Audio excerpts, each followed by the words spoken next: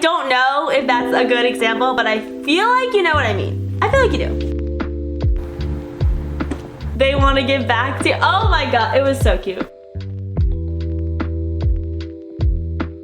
And I feel like that's a little author Easter egg. Come on, we're not doing this.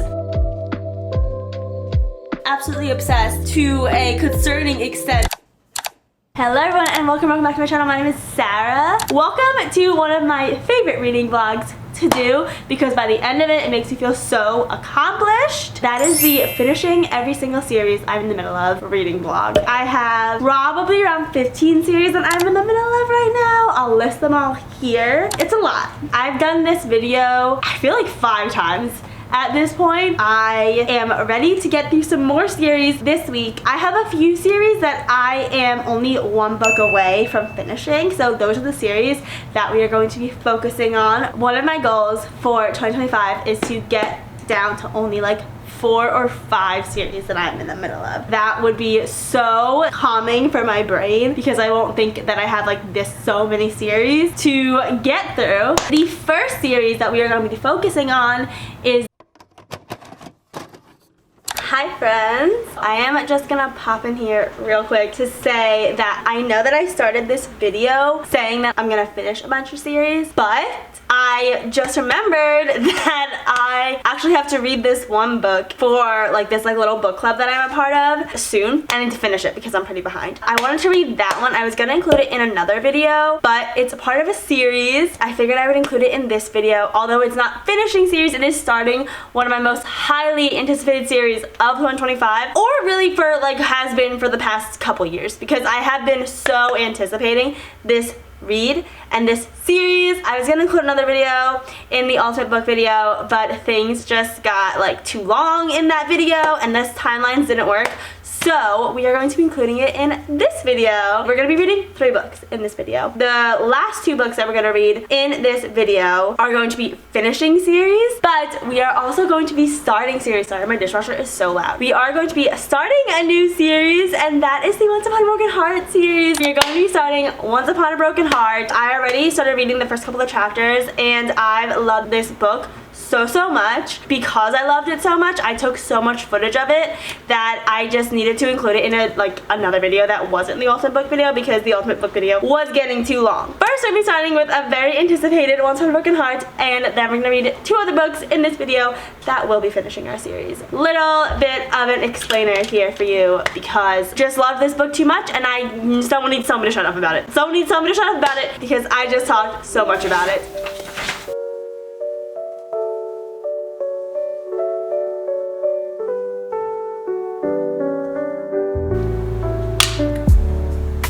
Okay, hello everyone! I was thinking about what book I wanted to get into, but then I realized that I'm actually in the middle of a book that I really like and wanted to talk about anyway, and it's also on our 25 books I want to read in 2025 list, and that is Once Upon a Broken Heart by Stephanie Garber. I only started a couple days ago. It's been a book that I've said I'm gonna read for so long, but I wanted to finish the Caraval series first because there are some spoilers in it for the Caraval series, and I actually just got to one little spoiler for the Caraval series, and when I saw their names I was like, ah, look at this note that Evangeline just got. Scarlett Dragna! I miss them so much! So we get to see our Dragna twins again. I cannot wait to see how they go into Evangeline's world and story. So where we're at right now with Once Upon a Broken Heart, it is a romantasy if you didn't know. Evangeline Fox, she enlisted the help of the Prince of Hearts, aka Jax.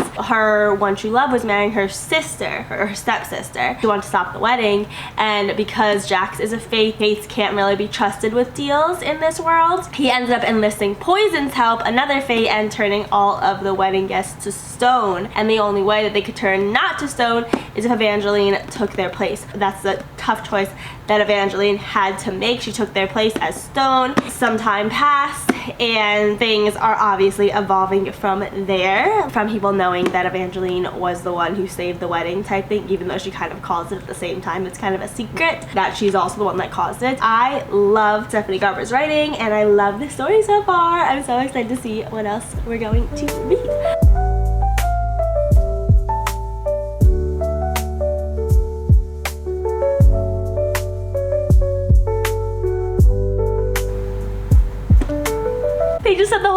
plot line to Caraval, and I miss that world. I'm hoping I fall just in love with this world as I did with Caraval.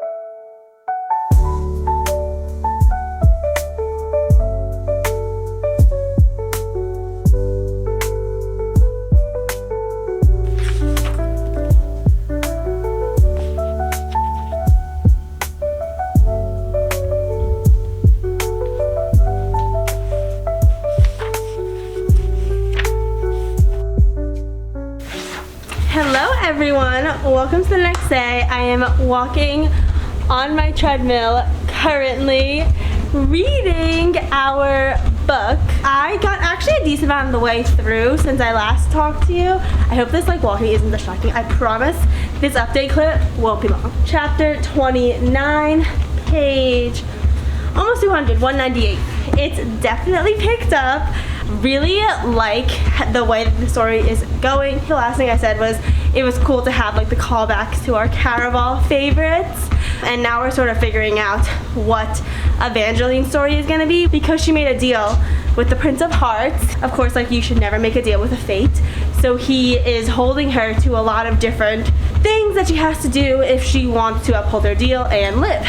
We're on the second task right now, and it's sort of unraveling what her story is gonna be. There's this prophecy that apparently Evangeline is a part of, and for some reason, we don't know why, but Jax needs this prophecy to happen, or needs Evangeline to make something happen because of this prophecy. He's being very cryptic about it and not telling her that much, but Evangeline, I'm guessing in the next couple of chapters, now that this prophecy thing is in her head, she's going to try and do some digging for herself and figure out what exactly this prophecy is that involves her. It's very fairy tale-esque. Not in Valenda anymore. They have gone to the Magnificent North, which I'm watching Game of Thrones right now, and for some reason I can't stop thinking about it as Winterfell, the North. But it's very much not that. It's very fairy tale, magical, and I don't know why I can't get the image of the North and Winterfell out of my mind, but it's not like that. Our sisters from Caraval wanted her to go in their place and be a sort of representative of Valenda. There's this prince that's looking for a bride, and they put Evangeline in the running for that. It's definitely caught my attention. I read majority of this yesterday, and I just couldn't put it down. Even if I'm not in the mood to read at all, after only a couple pages, I am hooked and I am ready to read as much as I possibly can. And I'm actually watching a Harry Potter walkthrough on my TV right now, so it's very good vibes. I will show you in a second. That's what we're doing right now. That's our update.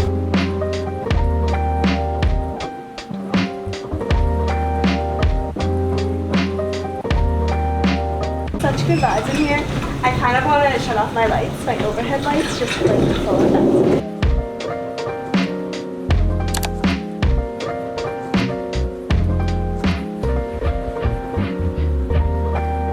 Hello everyone, good morning, welcome to a new day. I'm here to update you on our Once Upon a Broken Heart. I fear this is a series that I will become obsessed with. Have just gotten to part 3, Chaos. It's just because this book is so good at sucking you in. I feel like it just puts me in the story, and I just want to see what happens next. Our story did take a turn. We are sort of figuring out, I feel like the overall story of the Arches going to be the story throughout the trilogy. Each book will probably have a mini mystery or mini story in it. That's kind of how Caraval was, and I feel like that's the way that this one is going. So I feel like our overall story of the Arches, learning more about it, but I fear we are not going to learn what it is until we the actual ending to that storyline, until we get to the last book. The current story that is happening, the whole thing is Evangeline is now in the North. She finds herself entwined with the Prince of Hearts without sort of meaning to, even from the first chapter. What she did in the first chapter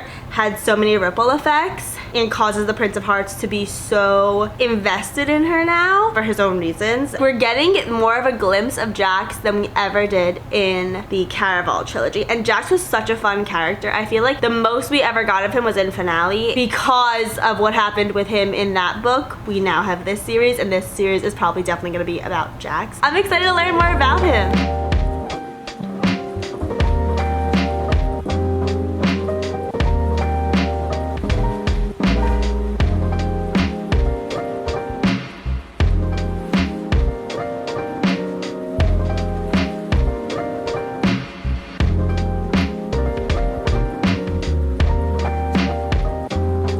I've been listening to this Cozy Fantasy Village fantasy music and ambiance. It's been going for over an hour and a half because I have been locked in with reading our book. Just about 50 pages left. I feel like are getting to that point where things are gonna go crazy. This is one of the books that I'm expecting things to go crazy, things to be revealed and everything like that. We are getting to a big reveal. Can like feel it. Not of like the overall story, like I was saying, we might not see until the last book, but of our Once Upon a Broken Heart subplot, kind of. Page 350, chapter 47. Loving this book. There are some quotes in here that I know that I take pictures of and I know I'm gonna use in future videos because I just am obsessed with them. Jax is one of the main like male love interests in this book. We're getting to the point where Stephanie Garber said it best in here, where it feels like Evangeline and Jax are no longer enemies, but they're not exactly friends. So that's always a fun little in-between for storylines, I feel like. I think that I know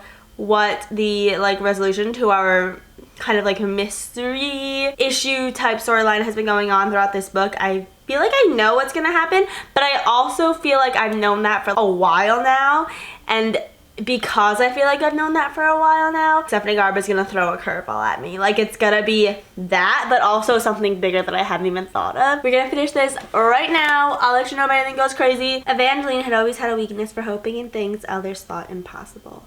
Our main character is very dreamy, believes in fairy tales, believes in love at first sight, just very overall a dreamy type main character, and I feel that is definitely in me, where I have a lot of the same thoughts that she does. I like that sort of relatability to a fantasy character, which I feel like it's good to have some of that relatability within your main character because it's a fantasy, so a lot of the aspects of the world aren't super relatable. Because she's so dreamy and believes in fairy tales, believes in love at first sight, I consider myself a little bit of a hopeless romantic, and I feel like that is just like the definition of what Evangeline is in this book. I love a main character like that. Something that I've been trying to say about Stephanie Garber, that I always say about Stephanie Garber, is that her writing is so fairy tale-esque and lyrical, and this is a perfect example. Like, I feel like she almost, and this is high praise, I feel like she almost does what Taylor Swift does in her lyrics. You know how people always use example of like, well, other people will say it was cold in November and you gave me your jacket, but Taylor says November flush and your flannel cure.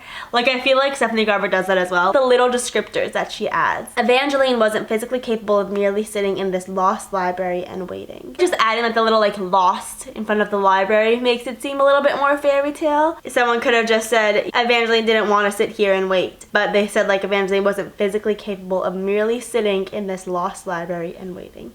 And I don't know if that's a good example, but I feel like you know what I mean. I feel like you do. We finished. The last parts went crazy, just as I suspected, and I love the way that Stephanie Garber does this, and I love when books do this, when it's like, even when you are being told like the big reveal and the big sort of like everything that had happened, characters finding out things along with you, I'm still like questioning in my mind. I'm like, wait, is she trusting too easily?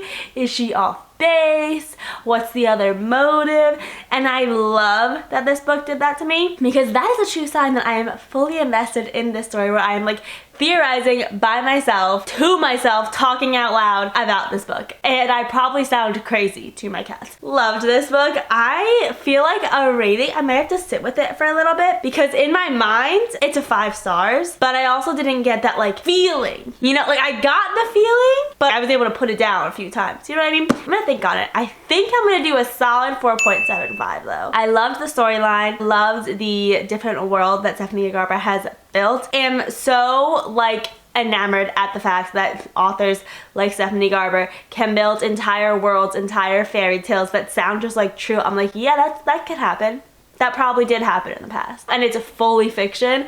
I'm obsessed with the fact that she can do that. Character growth, I feel like we're gonna see throughout the series is gonna be really good. I feel like we've already sort of seen some character growth. I could just tell that it's gonna be a really fun storyline. What I was saying where like I kind of figured it out, I did kind of figure out like the storyline of the book, but like as I knew, it's the overall storyline. The big reveal is gonna happen probably in the third book. It's gonna be throughout the series. I love this book. I highly recommend this book. I am so happy I finally finished this book. This book has been on my TBR for so long, and it's our first book that we finished in 2025 that is on our 2025 to be read list. Round of applause for me. Thank you very much, because I'm very determined to finish all 25 of those books on that TBR. The first series that we are going to be focusing on is the Maple Hills series. That is Icebreaker, Wildfire, and Daydream. I read Icebreaker and Wildfire, and now we are going to read Daydream. Super excited because this is Henry's book. This was also on our February TBR. Henry has been in the first couple of books. Then there's Hallie, who is wearing a Taylor Swift cardigan, a dress, and is running a book club, and I feel like she's super relatable, and I feel like a lot of people have been waiting for Henry's book just because he's such a sweetheart, but you could also always tell there was something that his story was gonna add when it was told, because he's neurodivergent, and this was confirmed in the note from the author in the very beginning. I had thought about that. I think I said in our February TBR that like there's something going on with Henry where he's not neurotypical, and they confirmed that he is neurodivergent. She says that they are not going to give him a diagnosis. As someone else who is neurodivergent, it is very cool for me. Henry's thoughts are exactly how I feel sometimes,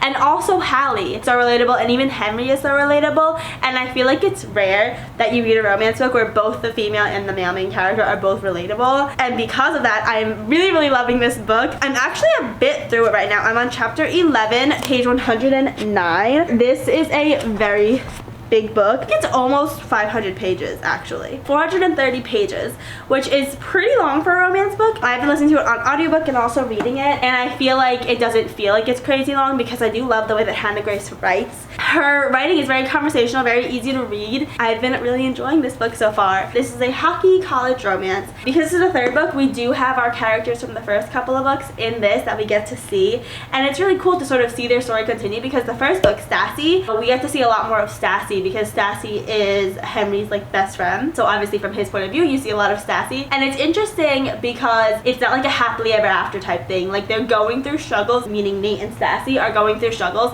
that a normal couple would go through if one is still in college and one has graduated college. It's interesting that we get little breadcrumbs of our past couples that we know and love. Also Russ and Aurora are in this as well, so I do love that part. I also really love Henry. He's just so sweet. I think that's refreshing. Like him and Hallie are both just so sweet to each other that it's like I don't even know what the conflict is gonna be, because I feel like right now we're already over 100 pages into the book and we're going pretty well right now. They're starting out as friends, well, strangers, and now they're friends, and Hallie's helping Henry with studying to pass a certain class because Hallie actually has a sister who is also neurodivergent, so she's able to use some of the strategies she's learned with to help her sister to help Henry, and that's really cool. And then Henry, of course, is just talking about how like Hallie makes his mind quiet when his mind is never usually quiet. It's very cute. I really love Hallie and Henry. I love both of them. It's just such a fun world to be in, the Maple Hills series, and I'm very excited to keep going.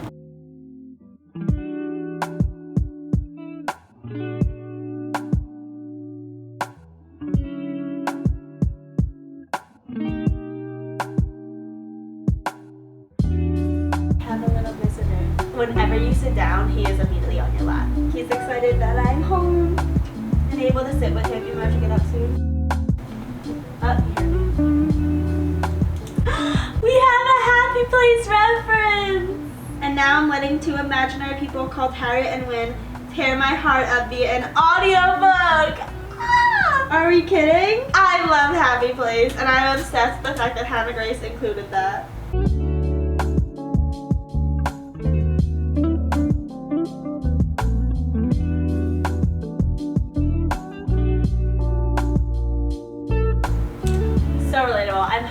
so many quotes that are just straight up relatable as far as like being neurodivergent, and also, you know, Hallie being a book girly. Uh-oh. Oh, and he knocked down my pen.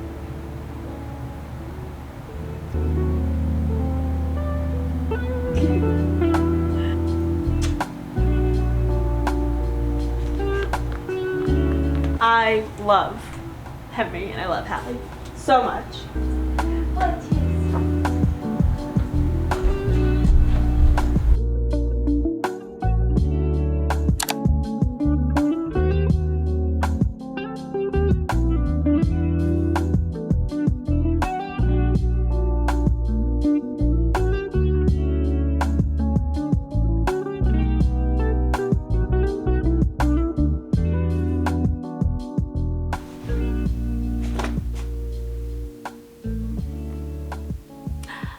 Oh my god, that's so sweet. Henry just did the cutest thing ever. Chapter 25, page 263. Hallie was like so stressed because she's so used to taking on things to help people, and she's so used to saying she'll do favors for people because she's a people pleaser. She was so overwhelmed. Henry walked in and she was lying on the floor and was like, I have to do this, I have to do this, I have to do this, da, da, da. Explained that everything has stuck up on me and collapsed, and now I feel like I'm buried beneath the weight of everything and everyone. All the plates I keep spinning all year to make sure everyone else is okay are trying to drop to the ground and smash. So like she's getting overwhelmed, and then he's like, go get ready, go take a shower, go take some time to yourself, get yourself ready, and then we'll figure it out. And then when she's done, she comes down and he has just made so many calls and asked all of her like friends that she's made at Maple Hills over the span of like this book, and like divvied up all her responsibilities.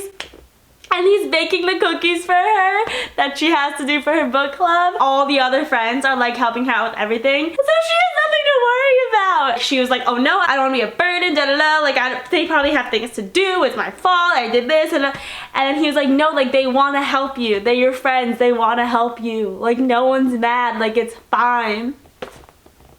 Like you always do so much for everyone else, they want to give back to you. Oh my god, it was so cute. As someone who constantly feels like the anxiety level of it, that is something that my boyfriend does when he sees that I'm like overwhelmed, and I tell him like all the things that I'm overwhelmed with. He'll like help me doing the things that he can get done to take them off my plate, and it's just, I love it. I don't know if that's like acts of service, I'm pretty sure it is.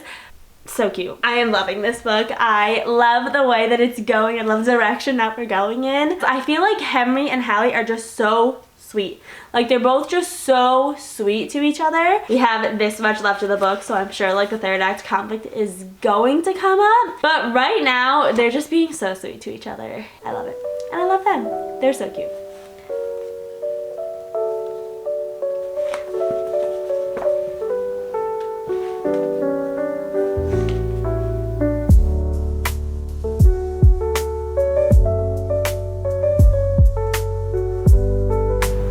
Morning, everybody. Oh, I just kicked you. I'm so sorry. I am in the same spot once again.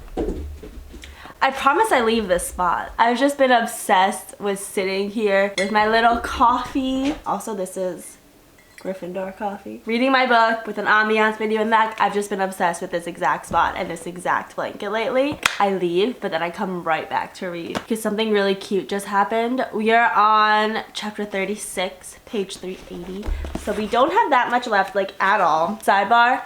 Look at this cute coaster I made last night. I went to like a little Galentine's party at my friend's house. These little diamond dot coasters, look how cute. And it like perfectly matches the aesthetic of my living room. I think it's adorable. We are currently getting an Anastasia and Hallie moment, and I think it's so fun. I love that Hannah Grace does this. The main character in our first book talk to the main character in our third book and like give her advice, because Anastasia is Henry's best friend, so she knows a lot about Henry, and it's just really cute because it's also like you see that like growth from the first book to like the third book. I like how Hannah Grace does include updates about her past characters. Like we've seen Aurora a lot in this book through conversations with other characters. characters, Hannah Grace like updates the reader on how her last 2 FMCs are doing. I love that she does that. And I wanted to read this because one thing about Henry that I always thought was really funny is, you know, he's neurodivergent, so they've said a lot of times like he doesn't hold back when he says things, and he is very blunt in saying things. Hallie was like, yeah, I saw you with him at the party and thought you were his girlfriend.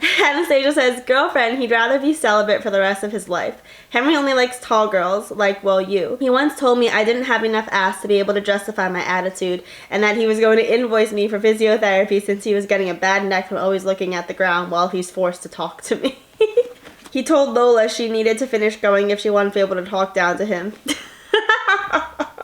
Like, Henry just has one-liners, and I think they're so funny. But it is showing that, like, you know, he talks to Hallie differently than he does to the rest of his friends. There's a secret playlist that's called Secret Playlist Hallie's Version After the Acknowledgements, and it's literally all Taylor Swift songs. I'm obsessed because just like Hallie, I am constantly listening to Taylor Swift, but I just think that's so fun, the little things that Hannah Grace includes. It's sweet to have like a more thoughtful FMC and MMC, like they both do really thoughtful things for each other. It's not just like, you know, the guy, which I feel like a lot of romance books do. It is really cute, and I'm loving Hallie and Henry's relationship. I think they're perfect for each other. Let's finish.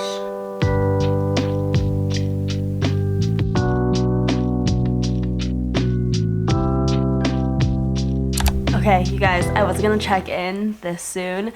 I only am like a couple more pages in, but Aurora just said wildfire. And I feel like that's a little author Easter egg that I wanted to mention because her book was called Wildfire. And I feel like that was intentional, and I love when authors do that. We finished! Finally finished our Daydream book, and I am obsessed with it. I loved it so much. I'm sorry if it's like weird background noise.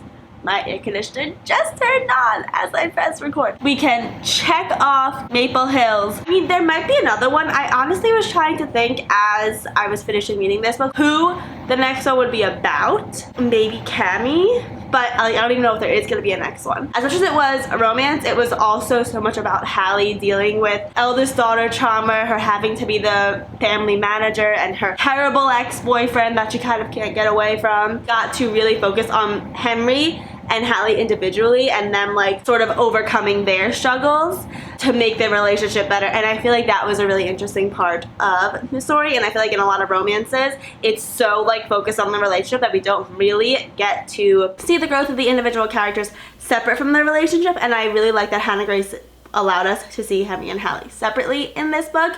I feel like that's honestly why I love this book so much and I care about these characters so much, because I feel like I know them individually and I know the struggles they go through individually, that it makes me care about them together so much more as well. It just makes it so much better. That was Daydream. I think we're gonna land on a 4.5 stars. I definitely liked this one the most out of all of them, just because I feel like it was a lot more relatable for me for the reasons I said before, because of Henry being neurodivergent and also Hallie being a book girly who loves Taylor Swift and has a cat.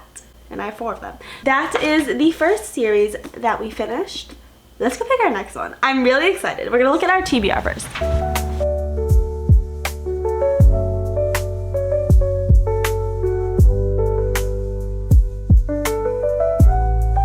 Okay friends, hello, welcome to the library room. Welcome to picking our next read. This is our February TBR right here of the books that we still have to read. Yes, there are a lot. There are a few on here that we can read. So this is part of a series, Beg, Borrow, and Steal, but it's not, I still have to read Wine and Rome. So if we're working on finishing series in this video, we won't do that one. Same with Restore Me, part of the Shadow Me series, but it is not the last one. Not on our TBR. We have The Christmas Tree Farm, Two Twisted Crowns. Oh, we also have Nothing Like the Movies.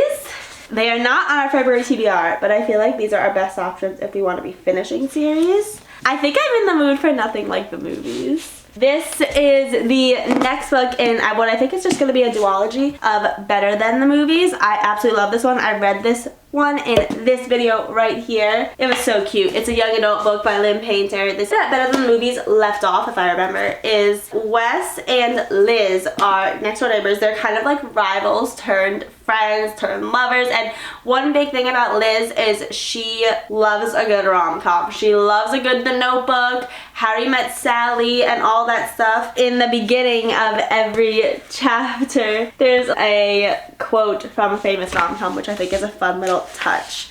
And I like Lynn Painter's writing. We're gonna go ahead and start Nothing Like the Movies.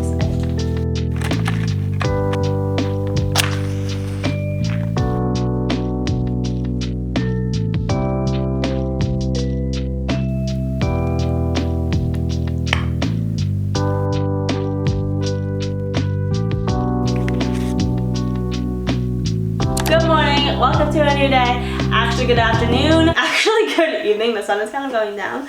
I am here to talk about our Nothing Like the Movies. And I have some thoughts. Okay, so I'm on, for reference, page 108. I'm not super far in because this is quite a thick book, but I'm like a decent amount of the way in, enough to know how I feel about this book. Okay, here's the thing. I feel like this book was honestly not needed. I feel bad because, like I said, I am only a little bit over 100 pages in. It has like over 400 pages, so there's a lot of the story left. But basically, this is the second book in the Better Than the Movies duology. Even reading this book, I'm kind of convinced that this was meant to be only a standalone. This book came about because of the popularity of this book. It's not the best sequel because it feels like two completely different characters to me. Like, completely different than the Lynn and Wes that I fell in love with in this book are the Liz and Wes that I am reading about in this book. The book starts out where they're broken up. Let me just say that. They're happily ever after they got in here.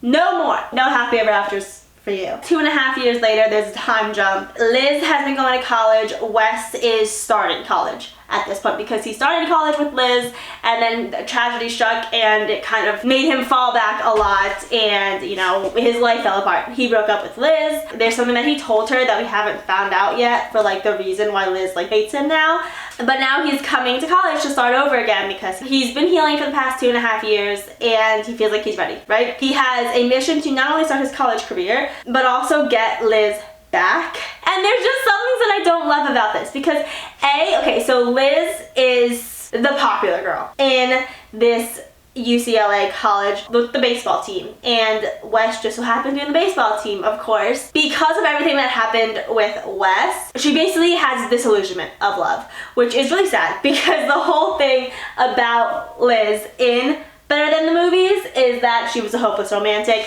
She loved rom-coms. She wanted her own romance, her own like movie romance, right? She no longer feels that way. She's very pessimistic. She doesn't date anyone. She doesn't believe in love. Completely different Liz, right? She's still, you know, kind of quirky and spunky, but she just doesn't believe in love, and that was like her whole personality in Better Than the Movies. So it's kind of, that's why I feel like it feels like a whole different Liz. And then talking about Wes was like the laid-back, chill, witty next-door neighbor in Better Than the Movies. Because of this tragedy, because he's so insecure with his standing with Liz and he wants to get back together with her so badly, he's not the laid-back, calm, easygoing Wes that we fell in love with. Just like overthinking everything. All he can think about is Liz, but it's in like a way where it's not cringy, but like I'm not like loving it. I read this sentence last night and I was like, oh, come on.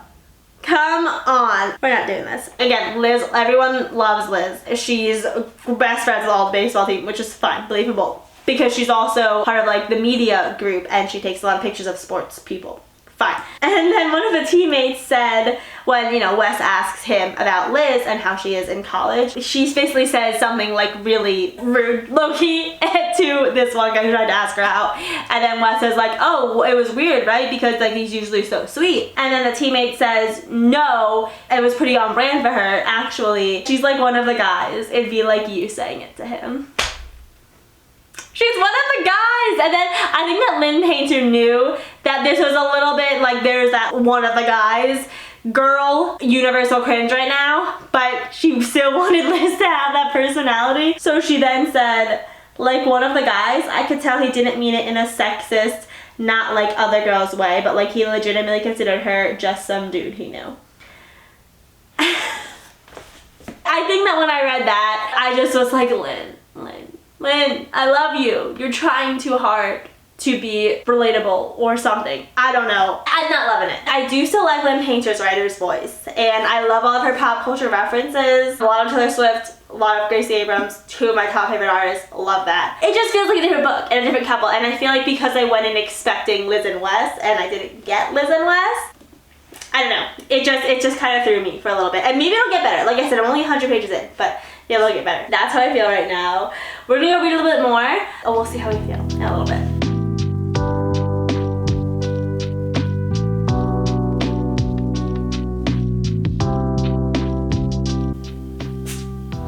Tissue. Did you hear that? He just sneezed. Coda just sneezed. Got another Gracie Abrams reference. Like I said, I love the little pop culture references. I just feel like Lynn is trying a little bit too hard.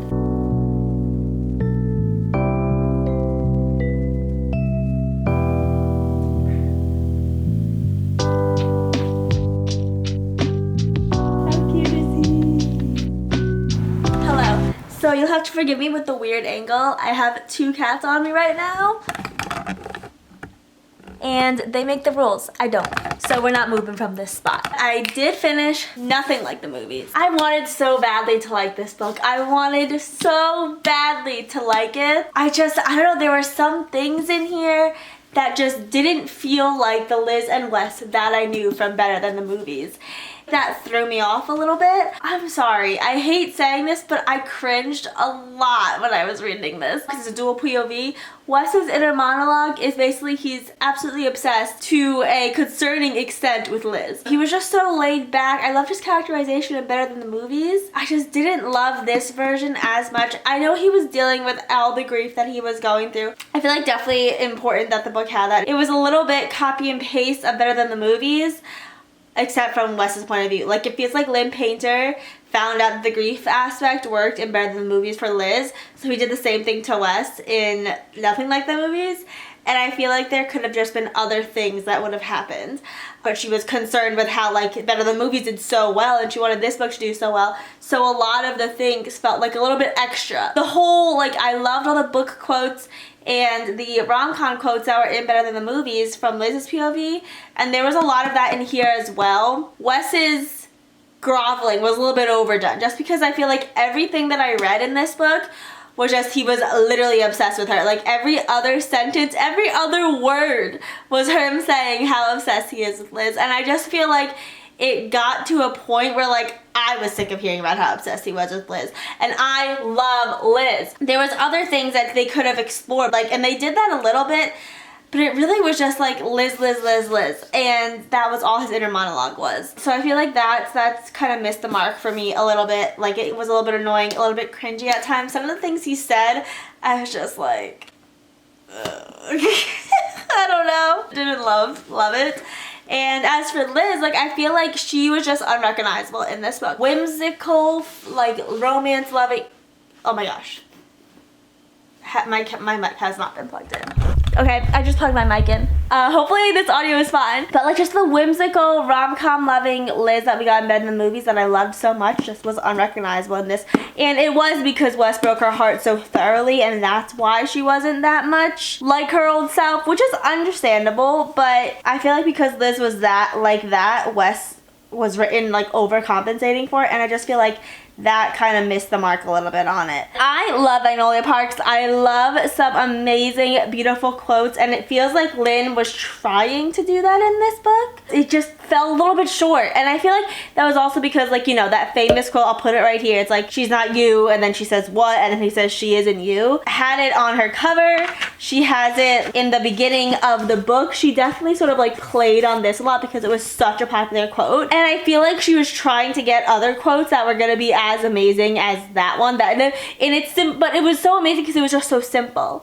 And I feel like the fact that she was trying to get another one of those to be talked about so much just made it feel a bit overdone on the quotes and everything like that. I think that overall, like, it definitely did make me laugh sometimes. Like, I was laughing out loud at a couple parts. It's really fun. Like, she's so good at setting a scene that'll be perfect in a literal rom-com. Like, I would see that in a rom-com. Everything goes wrong when they're trying to have this like perfect night. Everything goes wrong. They end up eating McDonald's on the trunk of a towed car. Like, that part was funny.